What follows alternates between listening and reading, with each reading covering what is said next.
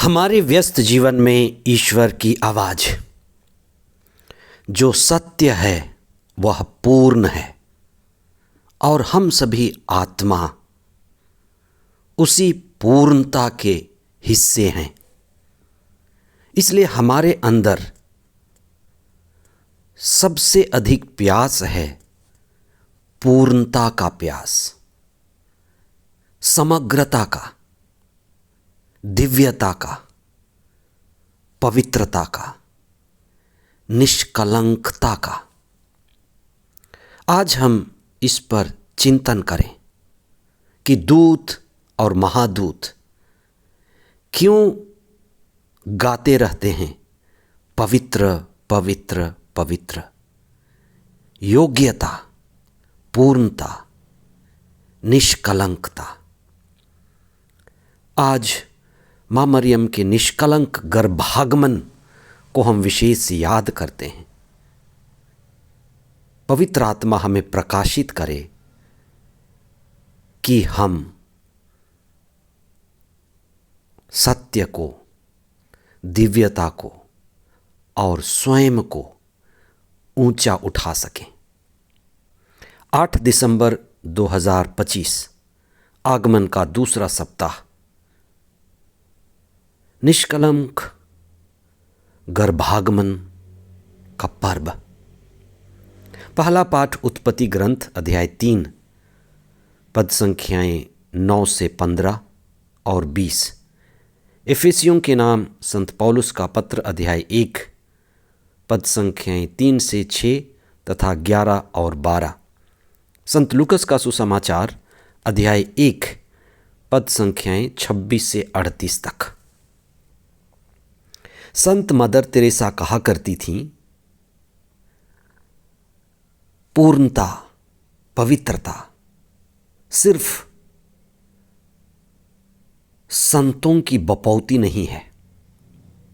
संत बनना, संत स्वभाव सिर्फ संतों की बपौती नहीं है।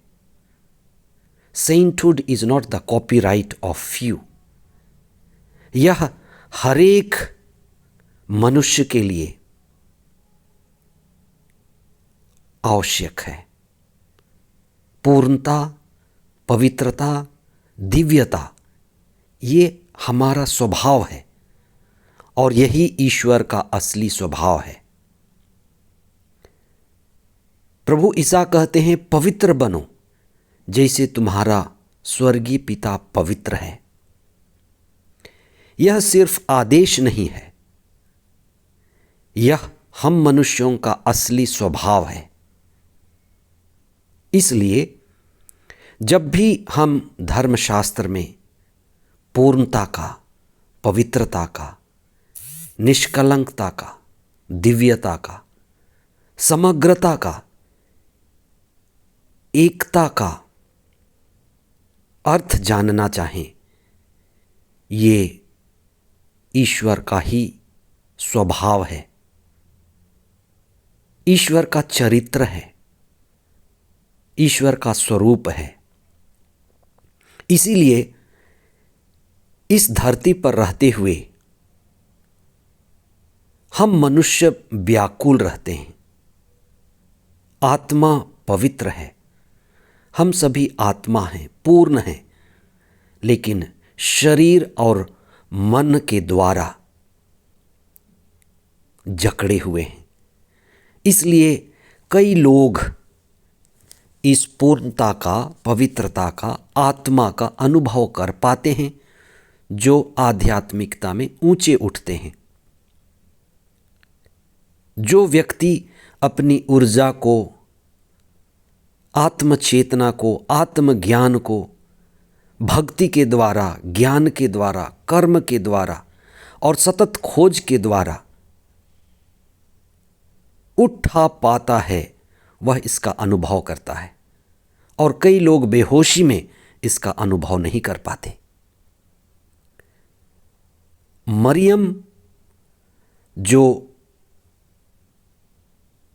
अपने जीवन को पूर्ण रूप से प्रभु को समर्पित की और उनका समर्पण उनसे और उनके अच्छे माता पिता से शुरू हुई, क्योंकि यह कथन भी आवश्यक है, जैसा पेड़ वैसा फल, जैसे माता पिता वैसे बच्चे।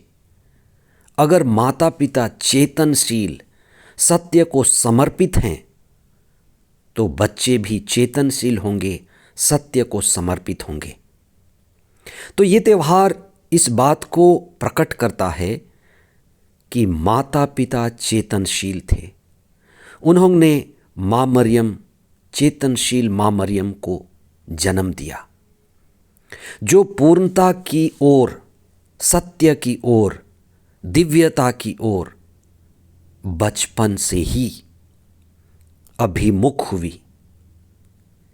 यह हमें याद दिलाने के लिए है कि ईश्वर केवल सृष्टि करता नहीं है, लेकिन ईश्वर पुनः सृष्टि करता है। ईसा मुक्तिदाता हैं, जो हमारी इस मानव इतिहास में प्रवेश किए। हमारे जीवन को ईश्वर पूर्णता का, पवित्रता का और दिव्यता का स्वभाव बनाना चाहता है, क्योंकि वही हमारा असली स्वभाव है।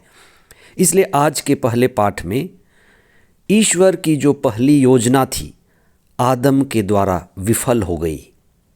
आदम का चुनाव गलत हुआ, उसने ईश्वर के राज्य को खो दिया।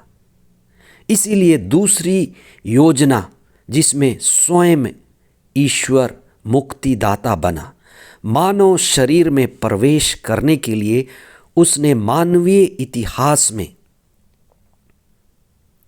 प्रवेश पाने के लिए माँ मरियम के माता पिता माँ मरियम को चुना।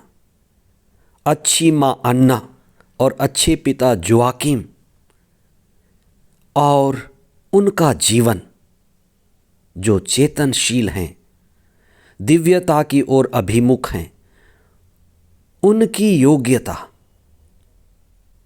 ईश्वर को लाने में और साथ ही साथ ईश्वर के द्वारा दिए गए सभी वरदानों को इन्होंने आत्मसात किया। ईश्वर का चुनाव एक है, दूसरी ओर